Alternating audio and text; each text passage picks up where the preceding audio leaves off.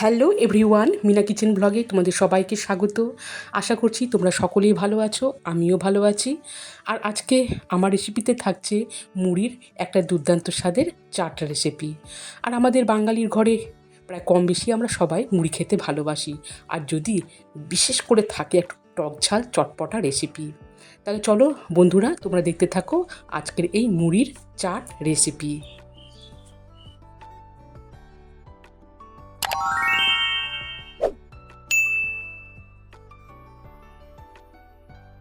মুড়ি চাট রেসিপি করার জন্য এখানে আমি কয়েকটা উপকরণ নিয়েছি। আর এখানে দেখো, দুটো আলু আমি আগে থেকে সেদ্ধ করে রেখেছিলাম, শসা, পেঁয়াজ আছে, টমেটো আছে, কয়েকটা কাঁচা লঙ্কা আর আছে লেবু। আর তার সাথে নিয়েছি এখানে আমি এক বাটি মুড়ি। এবারে আমি দেখো বন্ধুরা, সমস্ত উপকরণ এইভাবে মিহি করে কেটে নিয়েছি। সেদ্ধ করা আলু কেটে নিয়েছি, পেঁয়াজ কেটে নিয়েছি, আছে শসা, আর এখানে আছে টমেটো কুচি। আর টমেটোতে থাকা বীজগুলোকে আমি ছাড়িয়ে নিয়েছি। আর লঙ্কাটাকে কুচি করে কেটে নিলাম। আর ফ্রেন্ডস, ধনেপাতা থাকলে আরও ভালো হতো, তো আমার এখন ধনেপাতা নেই, তোমরা চাইলে এখানে ধনেপাতাও দিতে পারো। তো এবারে আমি একটা শুকনো বড় বাটি নিয়েছি, এই বাটিতে আমি দিয়ে দিলাম মুড়ি। এবারে আমি একে একে সব উপকরণ দিয়ে দিচ্ছি। সেদ্ধ করা আলু দিয়ে দিলাম, দিয়ে দিচ্ছি পেঁয়াজ কুচি, শসা কুচি দিয়ে দিচ্ছি, টমেটো কুচি দিয়ে দিচ্ছি, দিয়ে দিচ্ছি লঙ্কা কুচি। এবারে আমি দিয়ে দিচ্ছি লবণ, সামান্য পরিমাণে লবণ দিব, যেহেতু আমি এখানে চাট মশলা ইউজ করব। এবারে একটুখানি সরিষার তেল দিয়ে দিচ্ছি। সরিষার তেল দিয়ে দিলাম।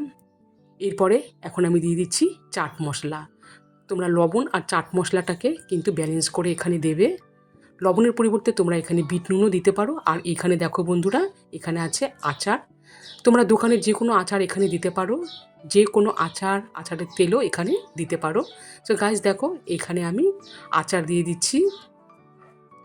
আচার দিয়ে এখন সমস্ত উপকরণ আমি মিশিয়ে নিচ্ছি।